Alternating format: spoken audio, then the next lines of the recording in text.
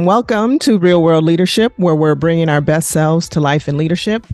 I am your host, Susan Johnson, founder of Truth Enterprise Partners, a talent development and consulting firm based in Atlanta, Georgia. Our focus is on executive coaching, leader development, and diversity and inclusion. Our vision is to inspire a world where authenticity, diversity, and truth are valued. And our mission is to bring out the potential in people. It's what drives us to get up every day, and we hope to bring out the true potential in you. Thank you for joining us today. We're in season 2 of Real World Leadership, and this season is really about leader growth, leader stories in a real world leadership way that lend itself to growth. We're going to hear stories of vulnerability, stories of success, mistakes, where we skinned our knees, where we got up, where we've grown, and we encourage people to retrospectively look back and learn these lessons, but also get more conscious about learning in the moment so we can course correct when those mistakes are actually happening in real time. So that's growth when we can get to that point. But for purposes of this series, we will be talking in retrospect about some situations and circumstances that may have happened, which don't determine who we are, of course, but help us see the world differently, help us grow so we can do things differently or better moving forward. We're all human. We all make mistakes. We all skin our knees. And I also say that it's good to skin your knees because that means that you're growing. That means that you're learning. So it's a safe place for us to do that here. So today in our series, I am going to be our guest speaker. I'm going to bring a story to you that I want you to maybe have some growth from or learn from this experience as it happened to me. So I talk about this story in small groups, breakout sessions, conferences, etc. And there's a story of 2 leaders, Leader A and Leader B. Leader A is a leader who is gonna get things done. Characteristically, is very results driven. They're the go-to when you need things done. They're gonna always put the score on the board. That's Leader A. Goes about their work in a very disciplined fashion, gathers people, sets the objective, gets the work done. Leader B is a gregarious leader in contrast, gets the work done, but goes about it engaging the people differently, seeks to build relationships with people toward getting the work done, and also gets the work done. At this point in time, Leader A is leading the nation in results. Leader B is second in the nation as relates to results. There's other members, other peer groups, but these are the top 2 leaders of the day, of the time, if you will. There's an opportunity that's available, a promotion for these leaders.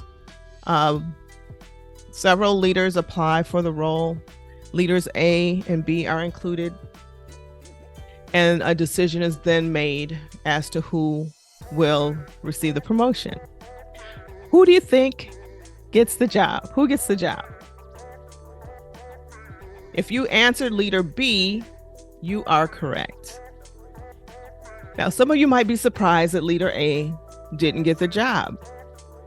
Well, Leader A was surprised too, as well as the peer groups of Leader A and B.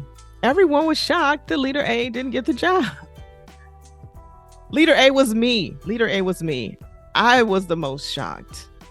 But in that shock, in retrospect, I learned a lesson, and I'm sharing this lesson with you. The moral of this story is that it's not just about the results. And this was a hard lesson that I learned early in my career. And I'm grateful that I learned it early because it really shaped how I lead, how I go about my leadership now, and how I went about it after the fact in the future. So it's not just about results. In fact, when you're leading, you have to have several different leader characteristics or attributes working for you, if you will, but it's really not about the results. And I would say, all things being equal, if I could tilt the scales toward the relationship leadership, I think that really trumps the results. And I've seen that happen time and time again.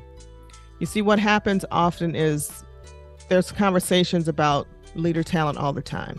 And this is same case with leaders A and B at the time. No one knew leader A as well as they had heard about leader B.